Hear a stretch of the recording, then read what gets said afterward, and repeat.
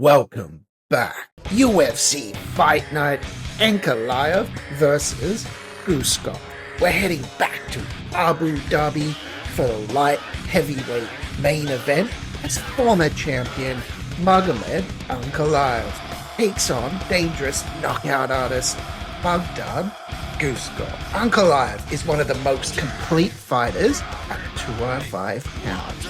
He's patient, rarely overextends, has excellent distance management, and makes his striking and mixes his striking with underrated wrestling when needed. He's happy to win rounds rather than chase relentless finishes. At over 5 rounds, that style is incredibly difficult to beat. Guskov is the exact opposite. He carries genuine one-punch knockout power, and he's dangerous from the opening bell. Nearly all of his victories have come by finish. So if he wins, he likely lands something huge. If you enjoy the content, make sure you like the video and subscribe to the Husky Hustler Pack. Anything can and will happen inside the octagon. So remember to stay husky.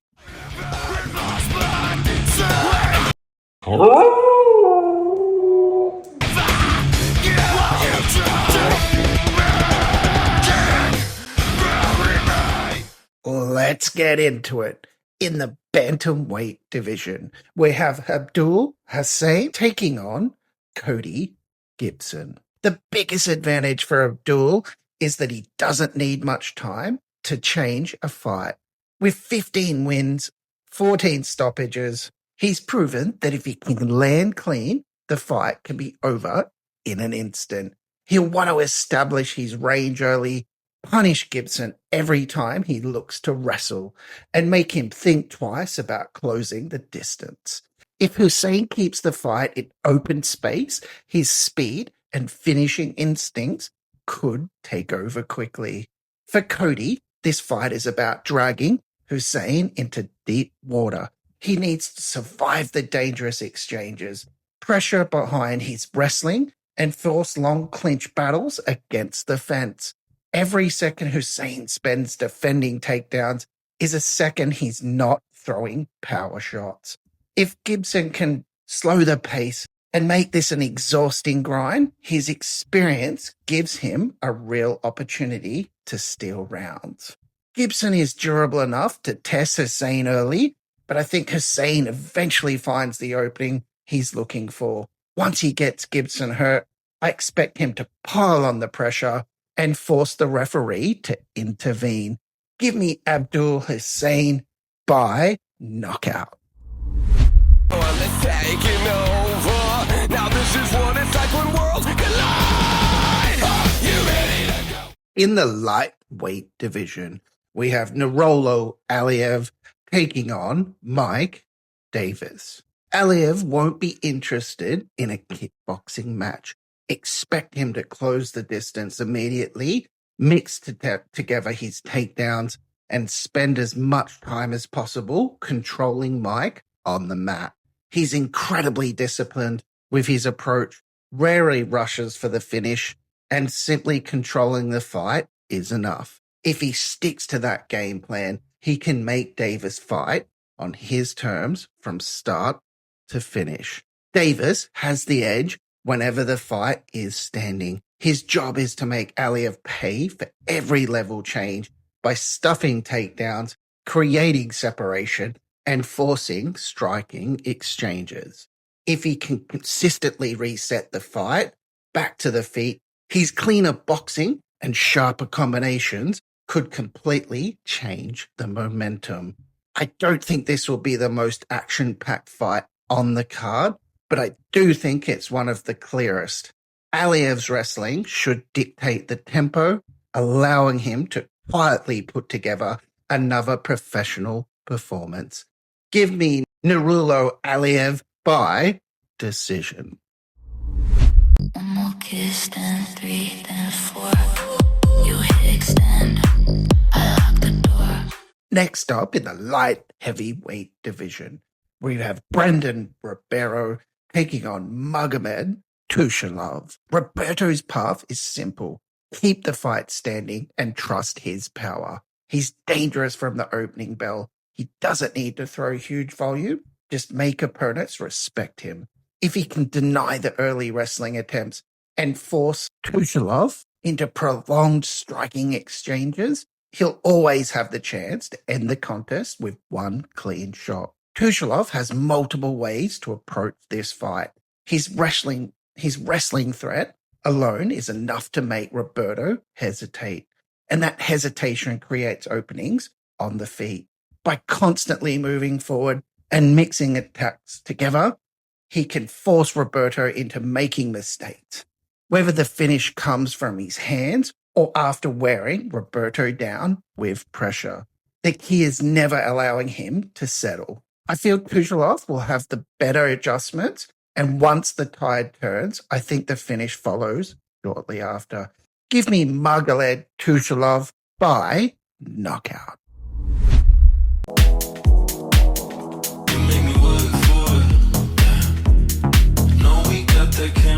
In the lightweight division, we have Ismael Bonfim taking on Axel Sola. Bonfim is at his best when the fight becomes more technical. He has the movement, timing, and shot selection to slowly pick opponents apart without taking unnecessary risks. If he can stay composed, avoid wild exchanges, and force Sola to chase him around the cage, he'll be able to build momentum as the fight goes on. Sola can't allow Bonfim to get comfortable. He needs to make this chaotic from the opening minute, pressure relentlessly, and trust the power in his hands. If Bonfim is forced into reacting instead of thinking, Sola has the kind of explosiveness capable of a quick finish. Bonfim is the more polished fighter, but I feel Sola catches him cold before the fight has a chance to settle into a rhythm. Give me Axel Sola by knockout. Well, again, I'm trying. Raise your guard again. They don't give a damn. Up next in the Santiago Ponzinibbio versus Sam Patterson. Santiago has to make this type of fight he's built his career on. Physical battle fought in the pocket. Constant pressure, body work, and forcing Patterson to fight backing up, all essential if he wants to have success. If he can disrupt Patterson's rhythm, turn this into a war of attrition, his veteran savvy could become the deciding factor. Sam should avoid getting drawn into that kind of fight. His height, reach, and striking from distance are significant advantages. If he uses them correctly by staying patient, picking his shots, and making Santiago pay every time he charges forward, Patterson can gradually take control without needing to force the action. I expect Patterson to grow into the fight rather than dominate immediately. The openings will become bigger, and I think Patterson capitalizes with a critical finish. Give me Sam Patterson by knockout.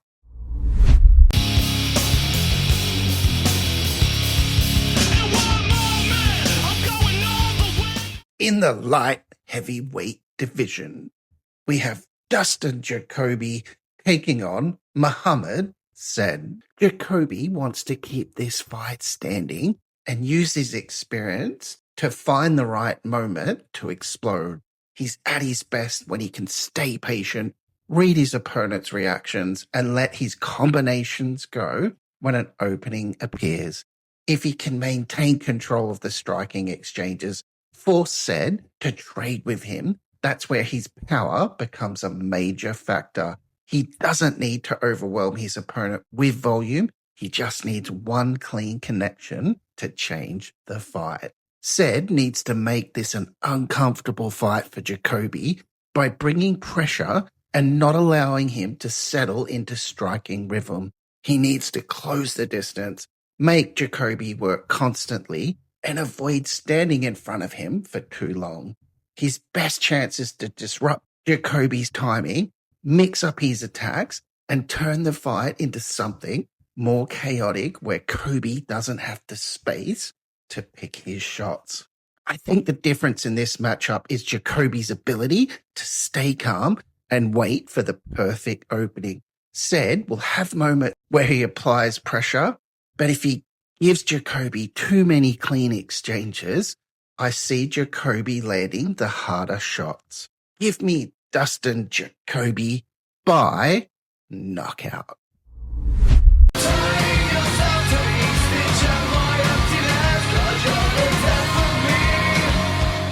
In the heavyweight division, we have Valter Walker taking on Thomas Petersen. Petersen is going to try and drag this into a close physical fight where things get messy and uncomfortable.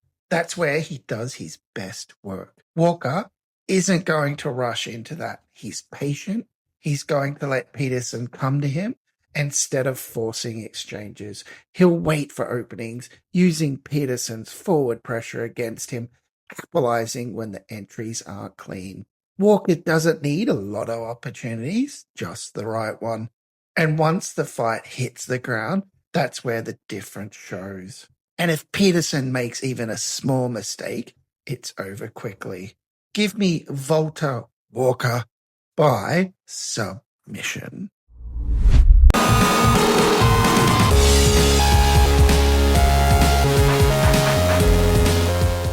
In the featherweight division, we have Abubakar Vagaev versus Saygid Izagakhmaev. Abubakar wants to control the fight, grind it out, and he needs to close the distance early, get into the clinches, and start forcing Saygid backwards. From there, it's about control, pinning him to the cage, mixing in takedowns, and making him carry weight. Once he gets on top position, he doesn't rush, he settles, chips away with short shots, and focuses on staying in control rather than chasing a finish. Saygid needs to refuse to get stuck in that grind. He needs to stay active in every position, fighting hands, scrambling quickly, and not allowing Abubakar to settle. When those transitions happen, that's where he can create opportunities. If he can turn takedown attempts into scrambles or create separation and re-engage on his terms, he can start building momentum into moments. I think Abubakar is the one who gets the fight he wants more often. He's able to close the distance, control positions, and gradually wear Saygid down. Give me Abubakar Vagaev by decision.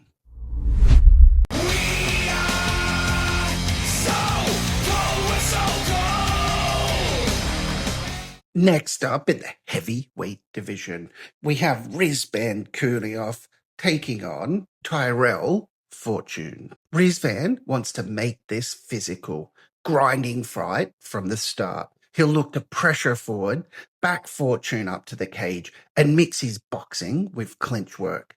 Once he closes the distance, it's about control, forcing Fortune to carry his weight, constantly defending takedowns, and slowing the fight down. If he sticks to the game plan and keeps the fight in tight, he can wear Fortune down and constantly bank rounds.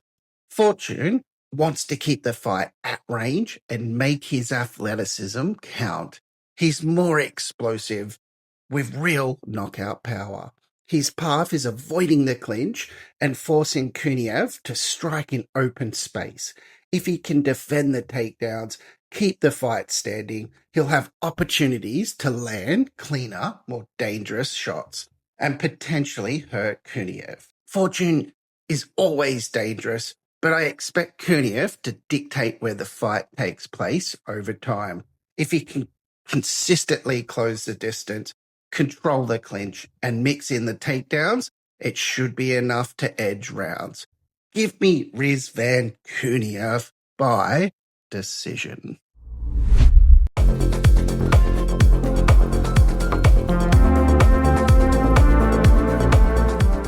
In the weight division, we have Damian Ribeiro taking on Magomed Zinakov.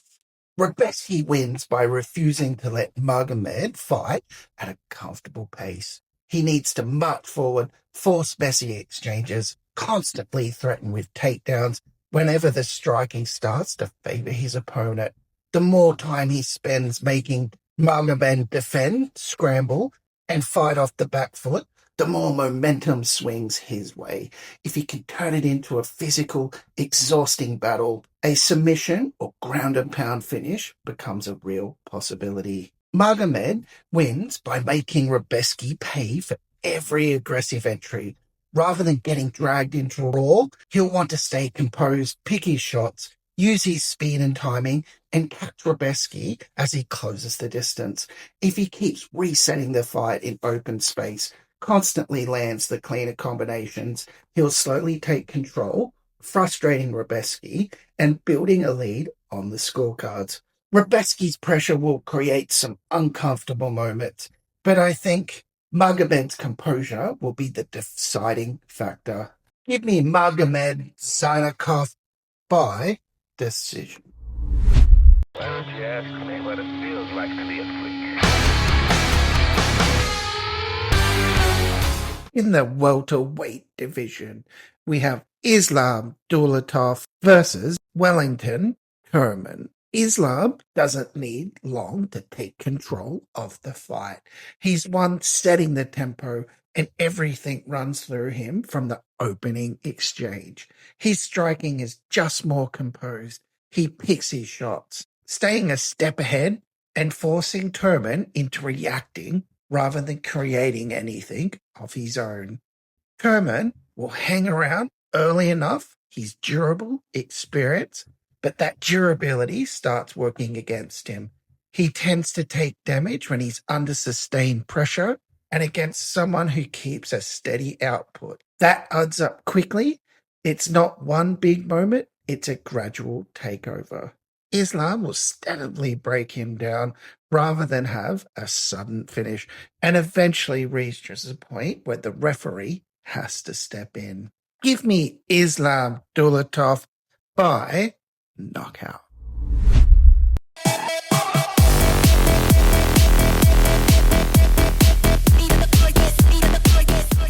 In the co-main event of the flyweight division, we have Steve Erceg versus Ramazan Kadyrov. Steve wants to turn this into a chess match rather than a firefight. He needs to stay calm under pressure, control the distance, use his timing, catch him coming in. If Steve can make Ramazan miss and punch those aggressive entries with clean counters, if Steve can make Ramazan miss and punish those aggressive entries with clean counters, he can start taking over the fight.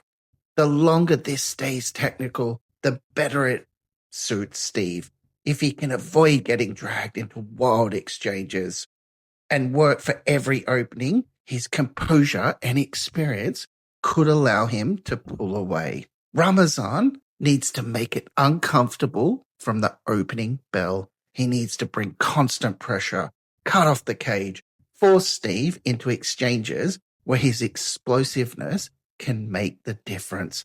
The biggest danger for Steve is when Ramazan gets momentum and starts letting his shots go. If he can back him up, disrupt his rhythm, and turn the fight into a fast-paced battle, he has the power and aggression to find the opening for a finish. Steve has the technical ability to win the fight, but I think Ramazan's pressure, explosiveness will be the deciding factor. Give me Ramazan Kadyrov by knockout.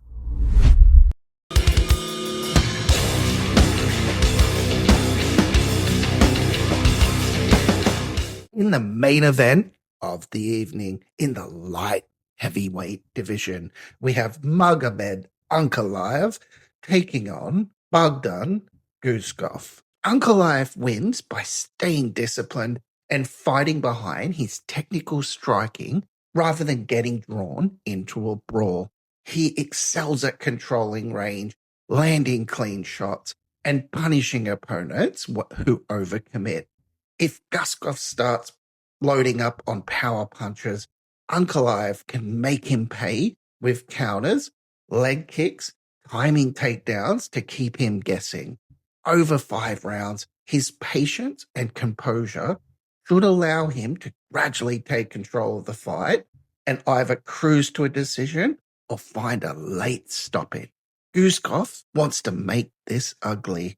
High pressure, fight from the opening bell. He needs to force exchanges, back Ankalaev towards the fence, and trust his power to change the fight with one clean shot. Sitting back and trying to outpoint Ankalaev is unlikely to work, so Guskov has to create chaos, throw with conviction, and capitalize if Ankalaev becomes too comfortable fighting his preferred pace. An early knockout is his clearest route to victory. Ankalaev is simply more complete and measured fire. Guskov has the power to make things dangerous at any moment, but over 25 minutes, I expect Ankalaev to control the distance, avoid unnecessary risk, and constantly land the cleaner work. Give me Magomed Ankalaev by knockout.